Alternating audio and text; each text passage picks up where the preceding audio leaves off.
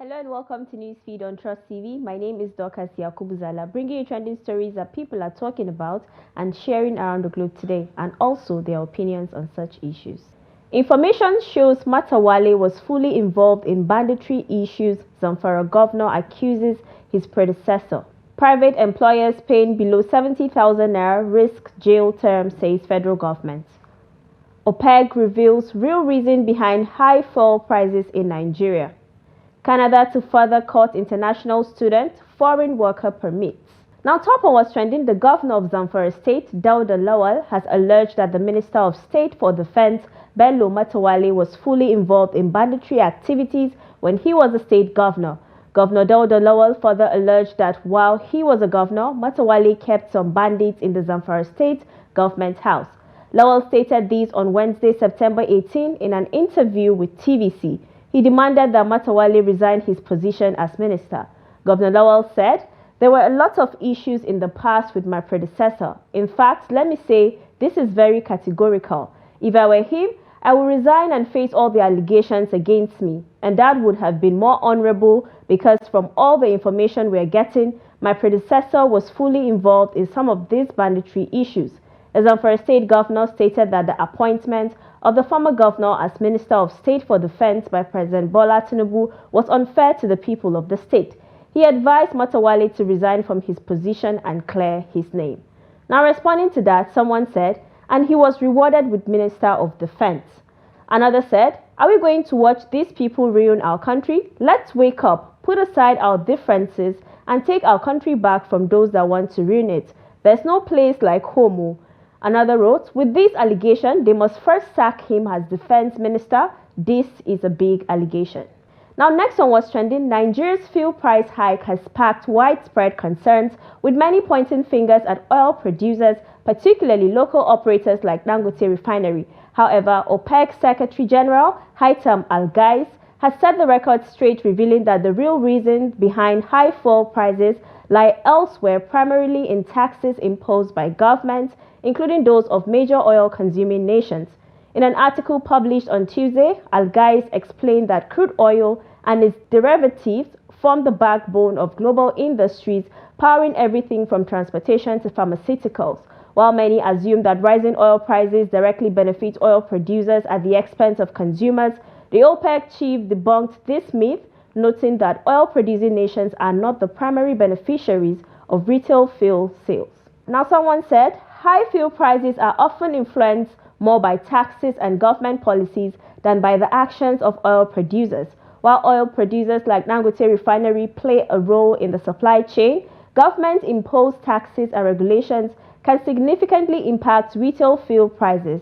Understanding this broader context can help clarify where fuel prices fluctuate and shift some of the focus away from blaming individual oil companies.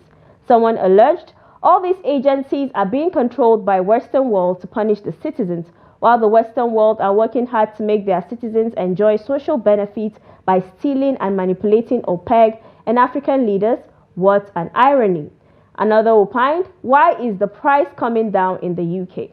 Now, next on what's trending, the federal government, through the Nigeria Hydrological Services Agency, NIHSA, on Thursday said water from the Lagdo Dam in neighboring francophone country Cameroon has been released into River Niger and River Benue in Nigeria's north central.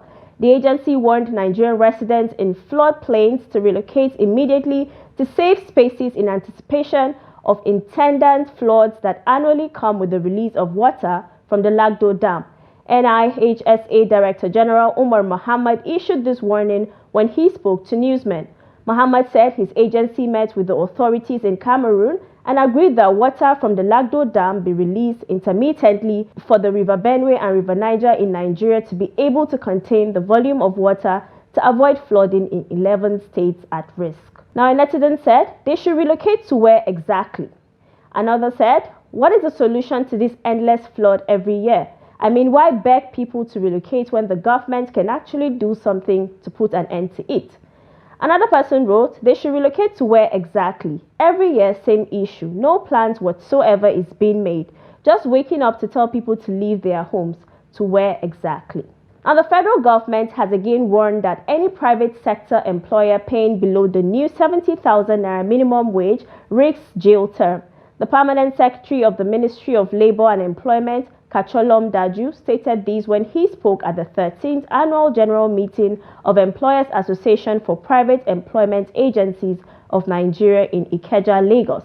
Daju, who was represented by John Iyamali, Director of Employment and Wages, said the minimum wage is now a law. Responding to the government's directive, the president of the Employers Association for Private Employment Agencies of Nigeria, Olufemi Ogunlowo, called for clarity on whether the 70,000 naira minimum wage applies to net or gross, urging the government and the Nigeria Labour Congress (NLC) to address any ambiguities in the act. Now, Grace Ajayi said, "Has the federal government implemented the minimum wage yet?" Dr. Fortazi said, "They really want to increase the unemployment rate in the country." And a lady said, "The 70,000 naira cannot buy a bag of rice." Now, next on what's trending, the electronic central motor registry innovation of the Nigeria Police Force will ensure that motorists are no longer stopped on the road for verification of vehicle information.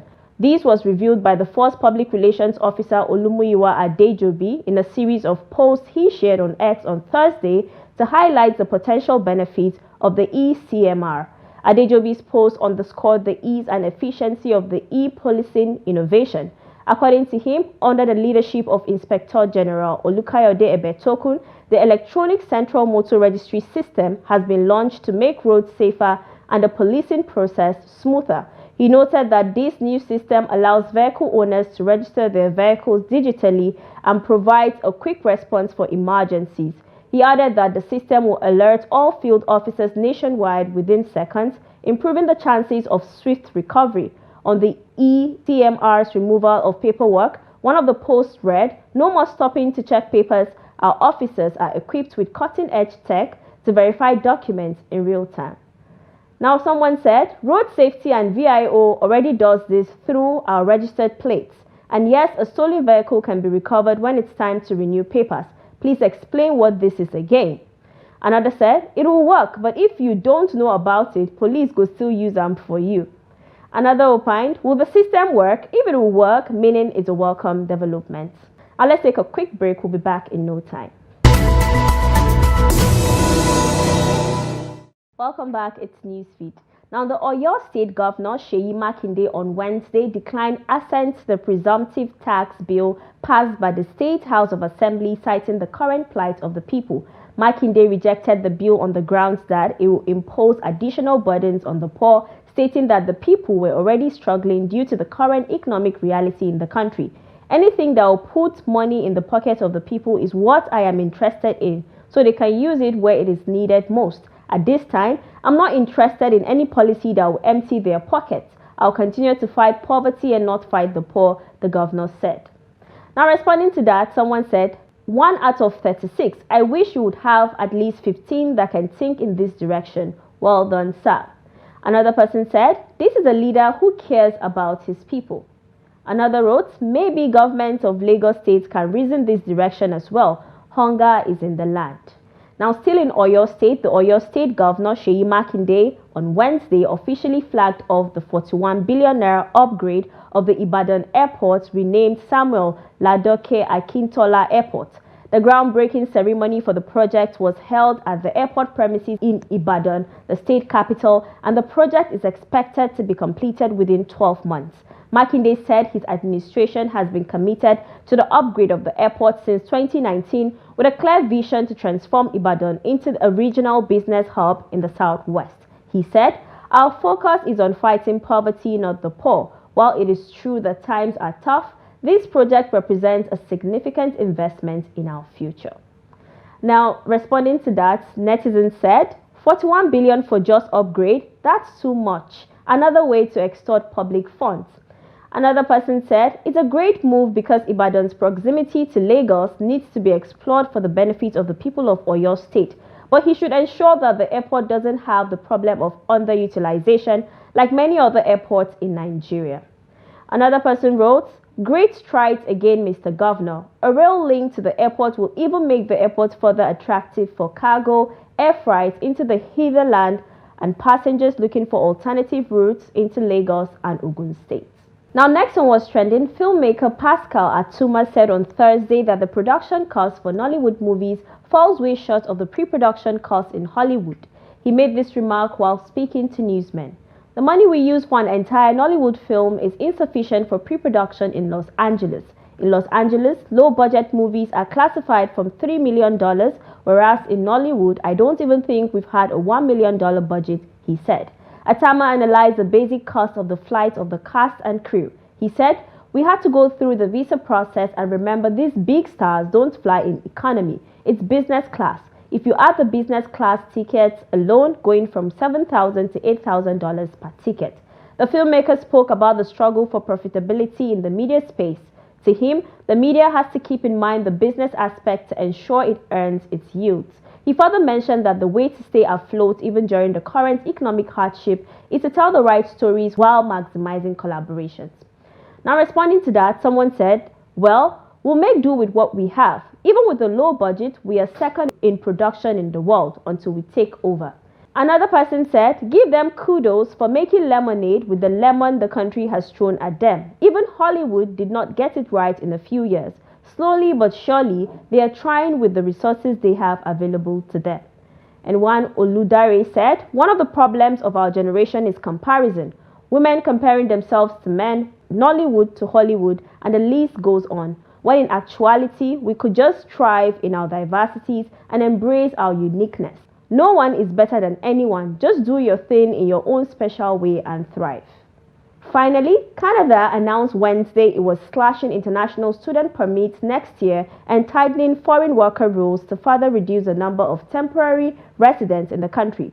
The move follows several recent rounds of restrictions aimed at taming record immigration levels, which pushed Canada's population past 41 million early this year. Prime Minister Justin Trudeau's government has pointed to the high immigration as straining the country's housing sector, jobs market, and social services. "It is a privilege to come to Canada. It's not a right," Immigration Minister Mark Miller told a news conference. In 2025, Ottawa plans to issue 437,000 study permits to international students, down from 485,000 this year and more than 500,000 in 2023. Now, a netizen said, "A developed country has 41 million population and is trying to cut down, but Nigeria, an underdeveloped country, is 220 million and counting, and nobody is speaking about it. Take it or leave it, population is one of our problems." Another person said, "Were they not the ones looking for immigrants?" Another wrote, "Now every 3 market days, they change immigration laws." And that's a wrap on the program today. Do also follow us across all our social media platforms for more programs, news, and documentaries. My name is Dorcas Yakubu. Until next time, goodbye.